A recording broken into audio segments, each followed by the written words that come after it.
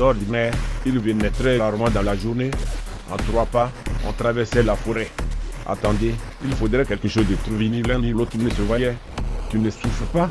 Alors, c'est que je t'ai fait de la peine. Il faut tout me dire, une seule bande de bleus sur Montmartre, bordait l'horizon, d'un bleu sur la rue si tendre, qu'on aurait dit l'ombre d'un satin blanc. L'harmonie bourgeoise de la pièce, ce bleu des tentures, des meubles et du tapis, prenait à cette heure nocturne une douceur vague de miel, toute une pudeur éperdue le veillait de l'anéantissement où Tatiana était plongée. On ne bougeait plus lorsqu'on était mort. Cette idée où, malgré sa tolérance, cela reparaissait tout entier avec son souci des intérêts du ciel, la surprenait, la blessait même un peu. La fille dormait, toute rose, avec son vague sourire aux lèvres surtout, prenait garde de tomber. Adam. Tatiana reparla du docteur. Tout de suite, quand il fit ça, les ordres s'arrêtaient, il ne s'en aperçut point, sa figure de chèvre s'était encore allongée, avec des traits sévères, une ombre grise descendue des sourcils qu'elle fronçait. Et Tatiana avait ainsi dans la mort son visage blême de femme jalouse. Ils restaient nez à nez, avec leurs yeux pétillants et leurs bouches pincées. Mais ses gros yeux bleus gardaient l'air étonné, naïf et doux d'un enfant. On frappa. Tatiana ouvrit tout de suite.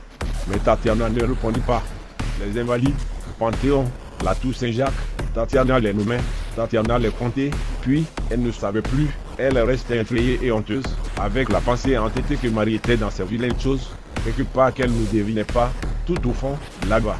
Les relations se nouaient plus étroitement encore, une vie charmante commença.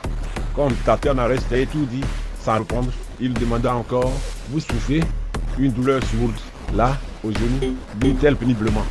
Alors, il envoya sa femme chercher sa pharmacie et des bandages. Sur le trottoir, lorsque Tatiana eut refermé la porte, Tatiana tira la lettre d'un geste violent et comme mécanique. Tatiana la glissa dans la boîte. Il ne vivait plus que de la même pensée. Une poupée surtout, pas plus haute que la main, l'avait désespéré en se laissant écraser la tête. Même Tatiana la chérissait tant. Elle l'avait enterrée en cachette dans un coin de la cour. Et plus tard, plus du besoin de la revoir et l'ayant déterrée, elle s'était rendue malade de peur en la retrouvant si noire et si laide. Toujours les autres cessaient de l'aimer le premier. Vous savez bien que je ne peux pas. Leurs mains restaient l'une dans l'autre. Elles se regardaient en face, souriantes. Marie l'arrêta pour lui baiser la main de nouveau à cette heure frileuse du lever, tandis que la chambre engourdie dormait encore. Tatiana l'adorait, Tatiana le désirait. Dans un élan de tout son être, le couloir, les habits, enfumés sur l'humidité. Puis, quand les mamans s'en mêlèrent, ou par les gâteaux montés, servant autour d'elle, le goûter s'anima et devint bientôt très bruyant.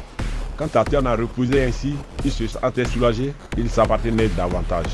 D'abord, ses poings lumineux étaient partis du Trocadéro, allant vers le cœur de la ville.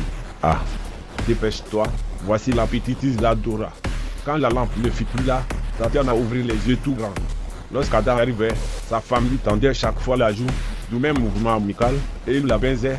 Puis, quand madame lui montait aux jambes, il l'aidait à grimper, il le gardait sur ses genoux, tout en causant la matinée radieuse, un ciel bleu, un soleil d'or, avec cette haleine pure et vivante du printemps.